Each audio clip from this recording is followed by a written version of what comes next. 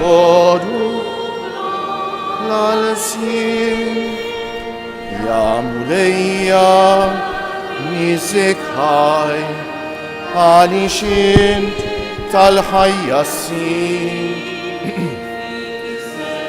Tafik il-ħmira Int fawwara ta' kull ġil. Fl-isem tal-Missier u tal-Iben u tal-Ispiritu Santu, Amen. Il-grazzja ta' Sidna Ġesu Kristu, l-imħabba tal-Alla u l-għaqda fl-Ispiritu Santu tkun magħkom il-koll. Eżis ħuti nixtieqilkom minn qalbi l-għodwa tajba, inġbarna biex niċċelebraw din l-Ewkaristija illum il-ġimgħa u jew ukoll it-tifkira ta' Sant Ignazju ta' Antiochja, qaddis importanti ħafna tal-bidu tal-Knisja. Infatti kien id-dixxieplu tal-Evanġelista San Ġwan, għex fil-Knisja tal-bidu, kien isqof ta' Antiochja u li ġie kundannat għal mewt propju għax nisrani. U fil-vjaġġ tiegħu lejn Ruma jikteb 7 ittri lil 7 knejjes it-trisbieħ tal-Aġeb. Imbagħad kien maqtul fil-bidu tat-tieni seklu, jiġifieri s-sena 100 u ftit, xi 108 jekk min issejjer żball, propju minħabba l-fidi, billi xaħtuh qalb liljuni. Nitolbu bl-interċessjoni tal-Qaddis Kbejjer, raj tal-Knisja, biex il-Mulej jibierek il-Knisja tiegħu b'ħafna rajja qaddisejn. Rajja li jagħtu ħajjithom għall-merħla, mhux neċessarjament li jmutu, imma li verament ikunu dedikati b'ruħhom u ġisimhom biex il-Mulej ikun dejjem fiċ-ċentru tal-Knisja tiegħu. Ejjew għalhekk nitħejjew kif jixraq għal din l-Ewkaristija billi b'umiltà fi skiet ta' qalbna nitolbu maħfra lill-Mulej għal ħtijietna.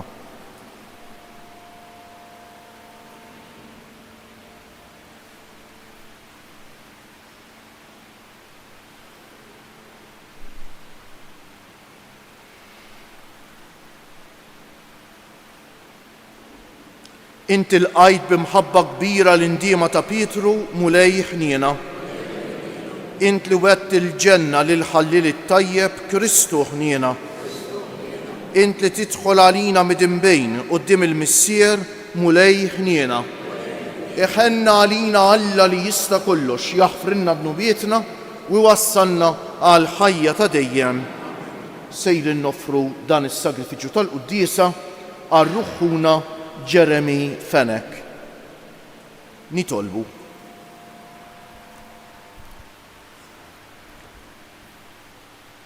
U Alla ta' dejjem li tista' kollox inżejjent il-ġisem qaddis tal-Knisja tiegħek bl-istqarrija tal-qaddis immartri.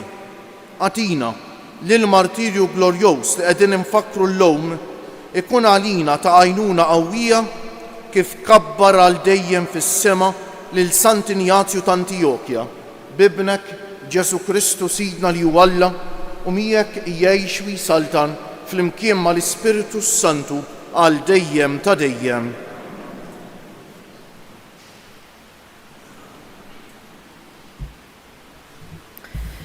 Qari mill-ittra ta' San Pawl Apostlu lir-Rumani.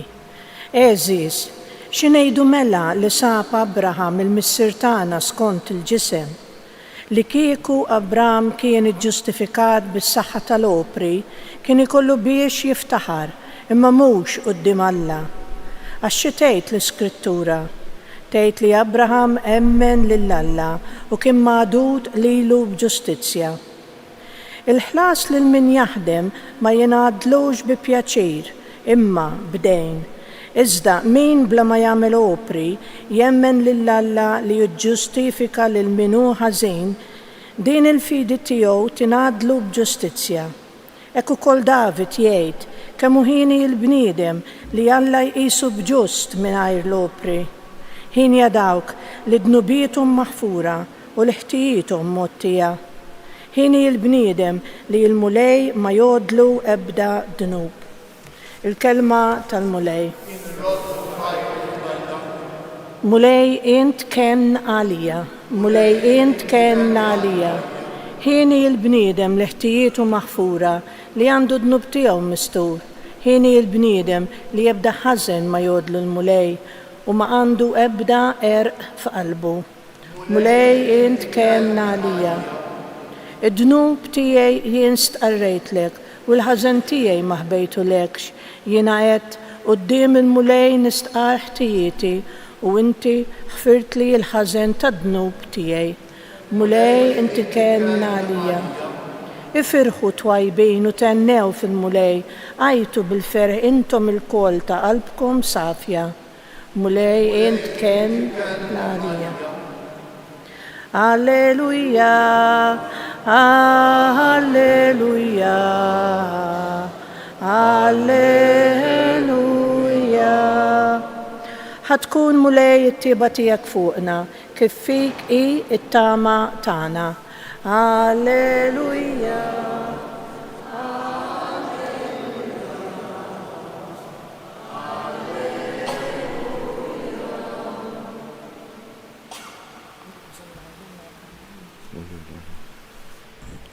Il-mulej ma'kom. Qari mill-Evanġelju mqaddes skont San Luqa. F'dak iż-żmien in-nies bdiet tinġabar bl-eluf, kulħadd jaffeċ fuq xulxejn. U Ġesu qabad jgħid l-ewwel nett lid-dixxipli tiegħu: ilqgħu irwieħkom mill-ħmira tal-Fariżej, jiġifieri mill-wiċċ ieħor tagħhom. Xejn mhu motti li ma jinkexefx u xejn mhu moħbi li ma jsirx magħruf. Għalhekk kull ma tkunu għedtu fid-dlam għad jinstema fid-dawl. U kull ma tkunu tkellimtu fil-widnejn fil-kmamar ta' ġewwa għad jixxandar minn fuq il-bjut. Dan ngħidilkom ħbieb tiegħi. Tibżewx minn dawk li joqtlu l-ġisem u mbagħad ma jkunu jistgħu jagħmlu xejn iżjed. Ħanurikom jien minn min għandkom tibżew. Ibżew minn dak li wara li jkun qatlek għandu s-seta jixħtek ġol infern. Iva ngħidilkom, minn dan ibżew. 5 għasafar tal-bejt mhux żewġ soldi jinbijew. Wanqas wieħed minnhom ma hu minsi quddiem Alla. U intom sax-xar ta' raskom kollu magħdud. Xejn la tibżew, għax intom aktar minn ħafna safar tal-bejt tiswew. Il-kelma tal-mulej, it-tifħir lilek Kristu. Bit-tagħlim tal-Evanġelju nitnatfu minn nubietna. Naħseb li waħda mill-iktar affarijiet bażiċi fil-fidi tagħna li nemmnu aħna u x'hekk iżisħuti li Alla jħobbna b'imħabba kbira, infinita. U x'hekk. Ħanejtek, Allu huwa dak li daqsu ħadd ma jafna u daqsu ħadd ma jħobbna x'Alla jaf kollox. Mela jiena l-passat tiegħi għad li jinfluwenzani ħafna fil-preżent, ħafna minnu nsejtu u l-preżent naftejtu, fil-futur ma naf xejn. Alla jaf kollox, xejn mhu moħbi minnu. Allura Alla jaf x'inhu l-ikbar ġita għalija l-ewwel. It-tieni eżisħuti. It-tieni u x'hekk Alla daqsu ħadd ma jħobbni.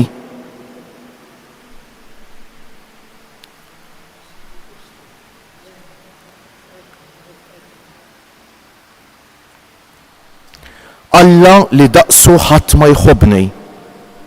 U x'hekk daqsu ħadd ma jħobbni. Alla li l-imħabba tiegħu qatt ma tista' tiġi nieqsa. Alla li l-imħabba tiegħu ma tfallix. Alla li l-imħabba tiegħu mhix limitata. Però x'inhiġu l-Knisja, waħda mill-iktar affarijiet importanti hija li nisimgħu il-kelma t'Alla. U x'hekk, nisimgħu il-kelma t'Alla.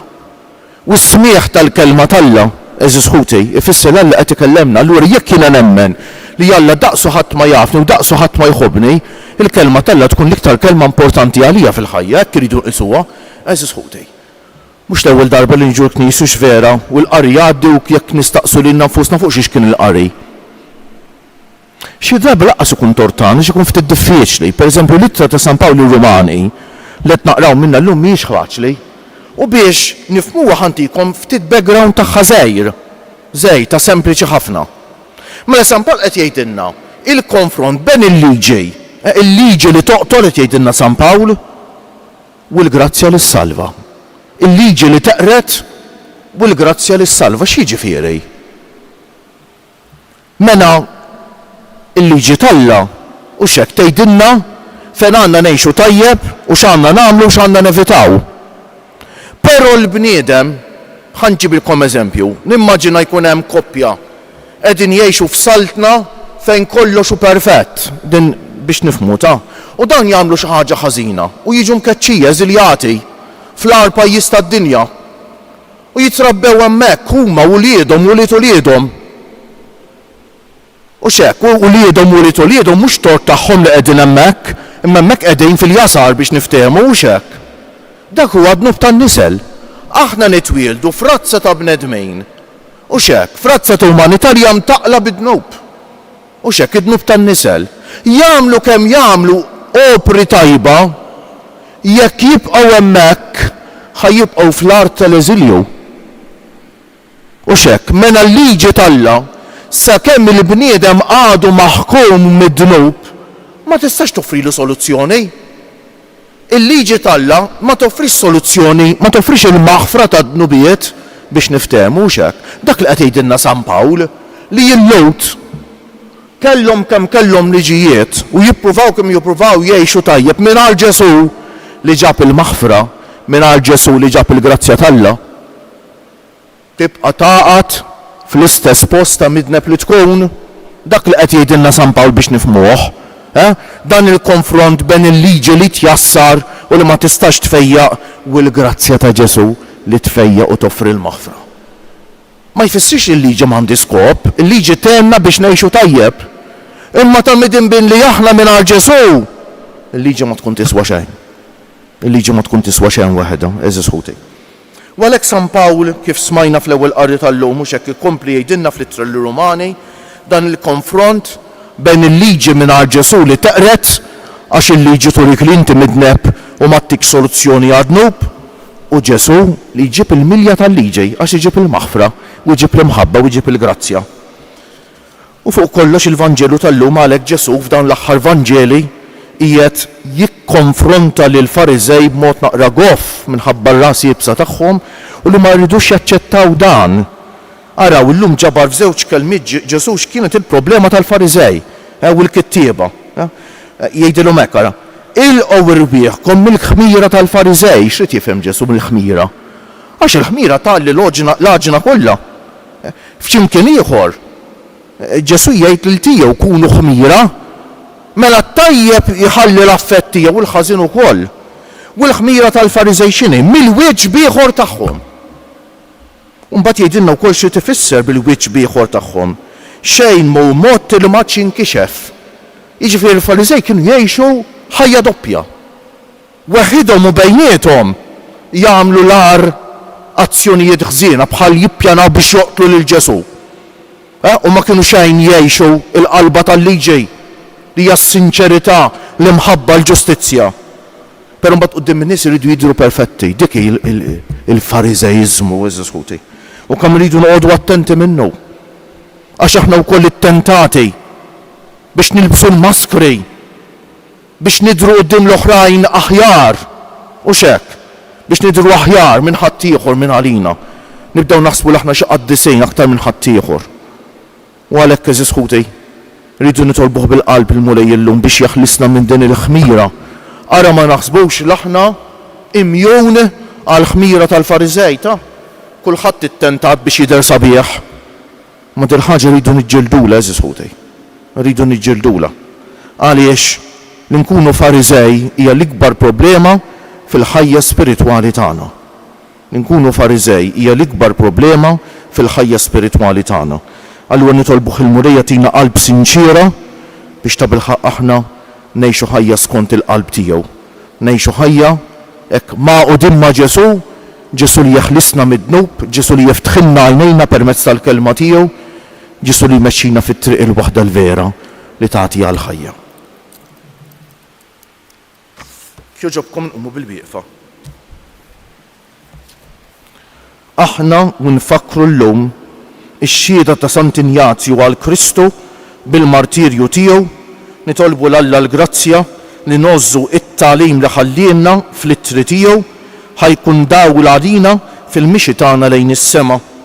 Mulej Ġesu, Sant'Injazju kellu ġieħ li ma bħalu għall-Knisja ta' Ruma imqazza mit-tagħlim u l-martirju ta' San Pietru u San Pawl. Għatina li nożżu t-tagħlim kollu lis-suċċessuri ta' San Pietru, Papa l-jum bħalissa minn Ruma, ixandru lill-Knisja kollha. Nitolbu. Mulej Ġesu, Sant'Injazju għallimna li fejn hemm l-isqof hemm il-Knisja ta' Kristu. Għatina li nħobbu u nuru ġieħ lill-isqof tagħna u lill-kulleġġ kollu tal-isfijiet lill-mulej sejjaħ biex ikunu rajja u assisa ta' ruħna. Nitolbu. Mulej Ġesu, Sant'Injazju, ried li dawk kollha li jemmnu fik ikunu ħaġa waħda flimkien miegħek, saħħaħ il-fidi tagħna li torbotna flimkien fl-istqarrija ta' fidi waħda. Nitolbu. Mulej Ġesu, Sant'Injazju bil-martirju tiegħu kiseb il-kuruna tal-glorja fis-sema. Għati l-glorja ta' dejjem lil qaddej tiegħek ħuna Jeremy u lil ħutna il-mejtin kollha. Nitolbu. Mulej Ġesu, Sant'Injazju xtaq li jkun ħobbs għalik maġun minn snien lil juni fil-martirju tiegħu. Għatina l-qawwa biex nilqgħu kull tiġrejb ħanibqgħu fidili lajk. Nitolbu. Ħanitolbu għal paċi, nkomplu nitolbu għal paċi. Nitolbu llum ukoll għal ħutna u xekli għal ħutna l-anzjani, il-morda u l-persuni ta' bibżonnijiet speċjali, dawk li jieħdu ħsieb ta' persuni vulnerabbli. Nixtieq ukoll li sisħuti nitolbu għal dawk li jeħtieġu t-talb tagħna bħalissa b'mod speċjali, persuni li forsi għaddejjin minn xi mument mudlam fil-ħajja bħal mart mentali, depressjoni u problemi oħra sisħuti hekk. Ħanieqfu ftit fiskiet u lil mulej nofrulu t-talba personali tagħna.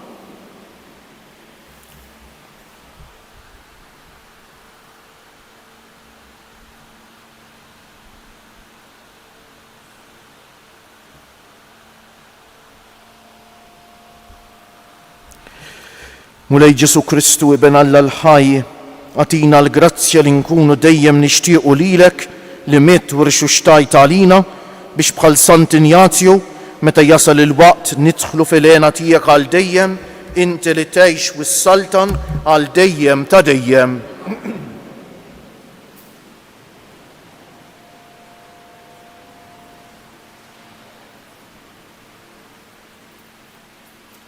Imbierek int mulej Alla tal-ħolqien kollu għax fit-tjubitek tajtna l-ħobs li qegħdin noffrulek frott tal-art u xogħol il-bniedem li minnu jsir għalina l-ħobs tal-ħajja.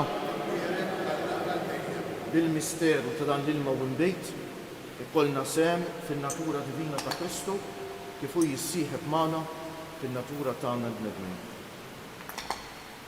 Imbierek int mulej Alla tal-ħolqien kollu għax fit-tjubitek tajtna l-imbejt li qegħdin noffrulek frott tad-dilja u xogħol il-bniedem li minnu jsir għalina x-xorb tar-ruħ. Il-qana mulej Alla tagħna qum li wniedma quddiemek u għamel li jkun jogħġbok dan is-sagrifiċċju li sejrin noffrulek. Naddafni mulej minn żinitej u d-dnub tiegħi nakbli.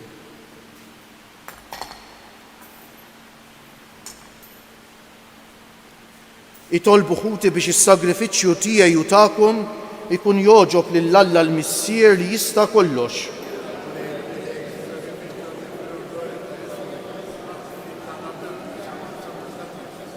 Ilqa' mulej din l-offerta li bil-qima kollha qegħdin nagħmlulek kif għoġbok tilqa' s-sagrifiċċju ta' ħajtu li joffrilek l-isqof Sant'Injazju ta' Antiokkja u fil-martirju tiegħu sejjaħ lilu nnifsu qamħ ta' Kristu maġun f'ħobb safi bi Kristu siedna. Il-mulej magħkom.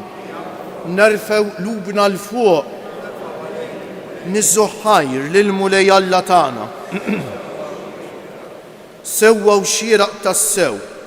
Dmir tagħna u għajn ta' salvazzjoni li nroddulek ħar dejjem u kullimkien mulej missier qaddejs Alla ta' dejjem li tista' kollox u li nollu ismek fit-tifħir tal-qaddisin tiegħek. Fit-tbatijiet li huma ġarbu jiddi l-ġmiel tal-għaġeb ta' qawwietek. Huwa int li trawwam il-ħeġġa tal-fidi tagħti l-qawwa tal-perseveranza u fit-taqbida twassal sar-rebħa bi Kristu Siedna. Għal dan l-emil tat-tieba tiegħek is-smawiet u l-art jollu lejk għanja ġdida ta' qima. Waħna flimkien mal-anġli kollha tas-sema inxandru bla eda it-tifħir tiegħek. Qaddejs, qaddejs, qaddejs, mulej Alla tal-eżerċti, is-smawiet u l-art mimlija bil-glorja tiegħek.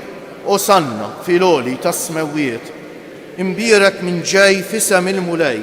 Osanna fil-oli tas-smawiet.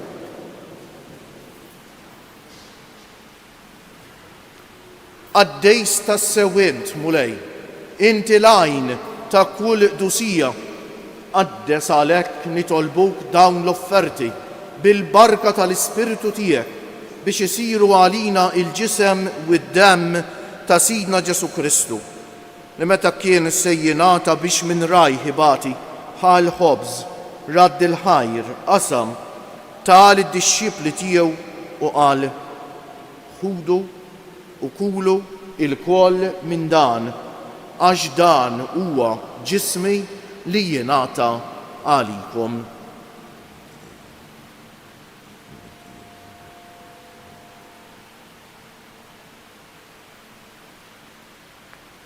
Hekk ukoll wara li klaħa l-kalċi, reġa' radd il-ħajr tal id-dixxipli tiegħu u qal: ħudu u ixorbu minnu il-koll, għax dan huwa il-kalċi ta' demmi tal-patt il-ġdejt li jibqa' l-dejjem, id-demm li jixxerret għalikom u għall-bnedmejn kollha għal maħfra ta' dnubiet.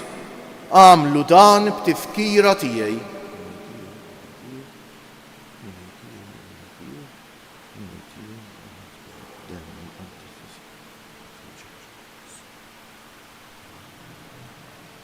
Danu l-misteru tal-fidej, inħabru l-mewt tiegħek mulej, nxandru bil-ferħ l-qawmin tiegħek, nistennewk sa ma tiġi fil-glorja.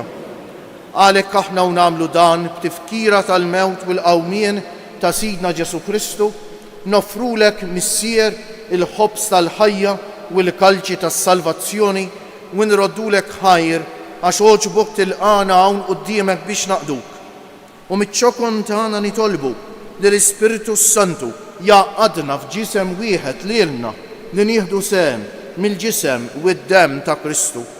Ftakar mulej fil-Knisja tiegħek imxerda mad-dinja kollha u wettaqa fl-imħabba flimkien mal-Papa Ljon, mal-Isqof tagħna Anton, mal-isfijiet u l-ministri kollha tiegħek u mal-poplu kollu li inti ksibt għalik.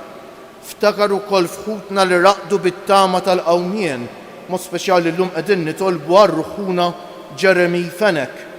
Ftakar fil-mejtin kollha, daħħalhom quddiemek fid-dawl tas-sebħ tiegħek. Ħenna għalina l-koll nitolbuk.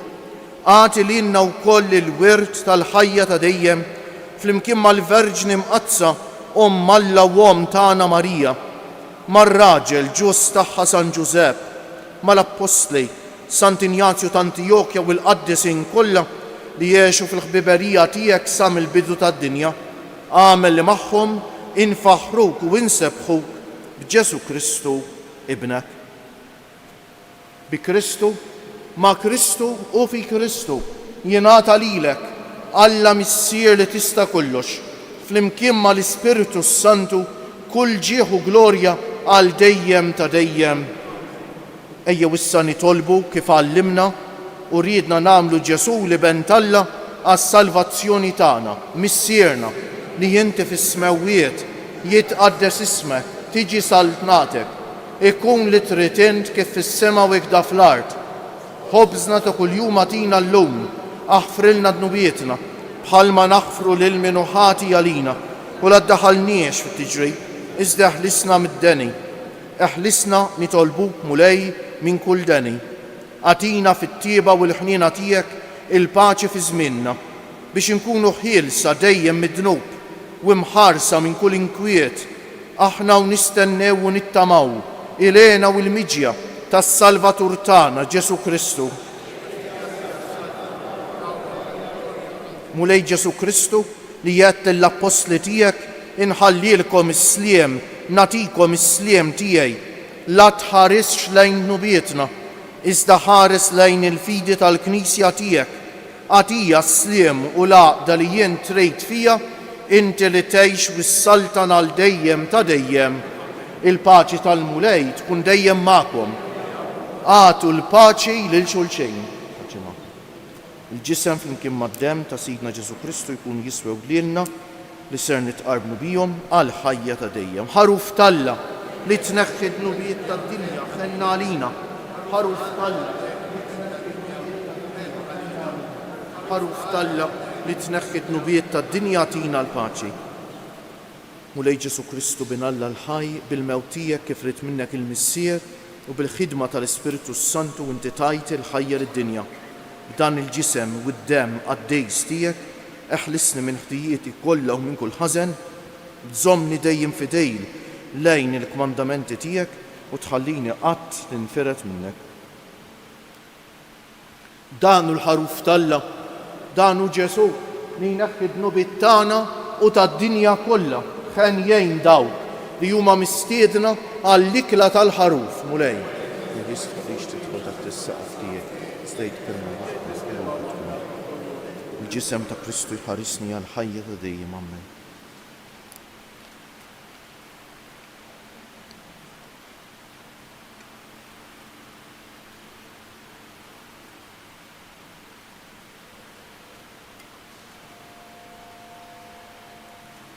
Id-dem ta' Kristu jħarisni għal ħajja ta' dejjem. Amen.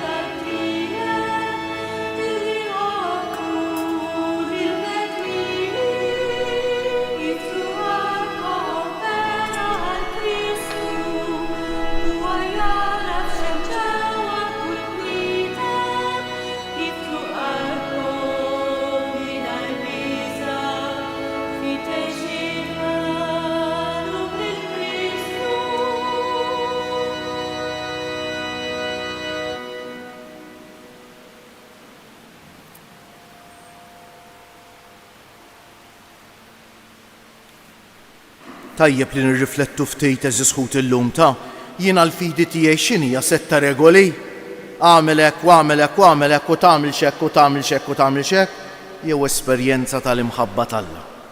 Dan huwa l-mument sabiħ li fih nħossu Alla kemm iħobbna eżisħuti ta'. Alla li mhux jagħtina xi ħaġa fil-quddiesa, Alla diġà tagħna l-ħajja u tagħna kull ma neħtieġu. Alla li jagħtina lilu nnifsu, dik hija l-quddiesa, jagħtina lilu nnifsu f'ibnu l-għażejs, fil-kelma u fil-ġisem u d-demm imqaddis tiegħu. Ħanqumu bil-wieqfa llum il-ġimgħa insellmu lil Ġesu msallab billi ngħidu nadurawk, o Ġesu wimberkuk. Nadurawk, o Ġesu wimberkuk. Nadurawk, o Ġesu wimberkuk. Nitolbu tqarbilna mulej bil-ħobs tas-sema aħna u nfakru d-daħla ta' Sant Injazju ta' Antiokkja fis-sema, qawwina b'dan il-ħobs biex jagħmilna nsara tas-sew fl-isem u fl-emejl bi Kristu Siedna. Ħanejdu issa tliet Ave Marijiet fġieħ it-tliet ijiem lil ġisem Tomna Marija dan fil-qabar u nofruhom biex il-mulej jisaħħaħna fil-fidi. Dik il-fidi li tfisser esperjenza tal-imħabba tal-Alla, Alla missieru jien ibnu, jien bintu. Slim għalik Marija, bil-grazzja mimlija l-mulej miegħek, imbierka inti fost in-nisa u imbierek il-frott tal-ġuf tiegħek Ġesu.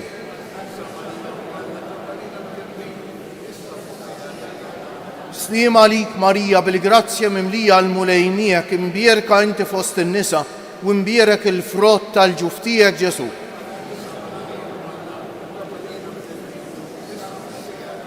Slim għalik Marija, bil-grazzja mimlija l-mulej miegħek, imbierka inti fost in-nisa u imbierek il-frott tal-ġuf tiegħek Ġesu.